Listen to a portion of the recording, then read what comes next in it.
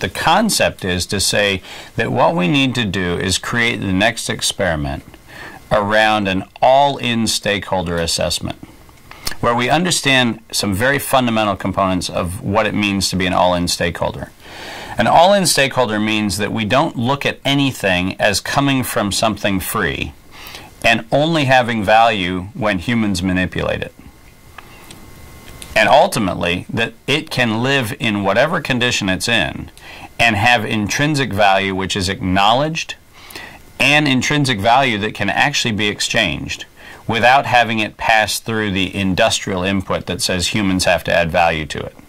So the simplest way to describe it is to realize that what we have is a world that needs to have an all-in consequence worldview, where we don't look at anything as though by virtue of us just being on the scene, we have the ability individually to enclose that thing, capture it, and then charge a rent because we put up a fence.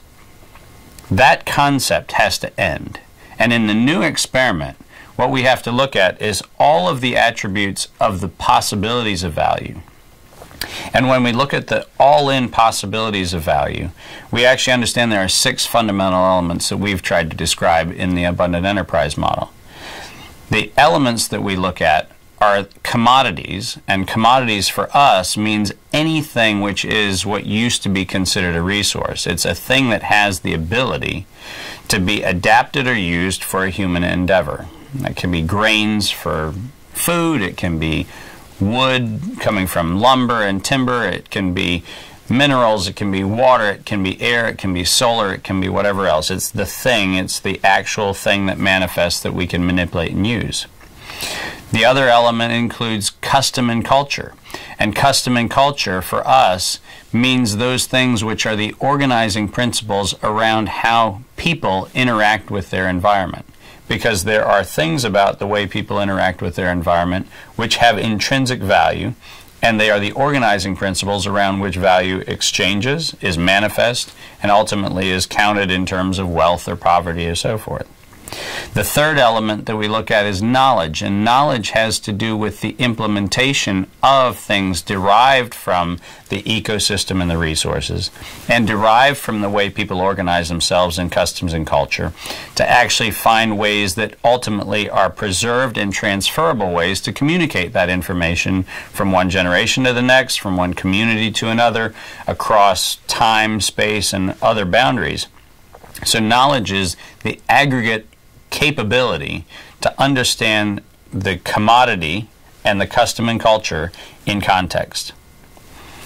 As we look from the first 3 elements, the commodity, the custom and culture, and knowledge, we then enter into the manifestation of those elements in 3 other dimensions, one being money, and by money we mean surrogates for value, which can transcend boundaries, where one culture or custom may not recognize the same thing in the same way as another custom or culture, and so there's an intermediary.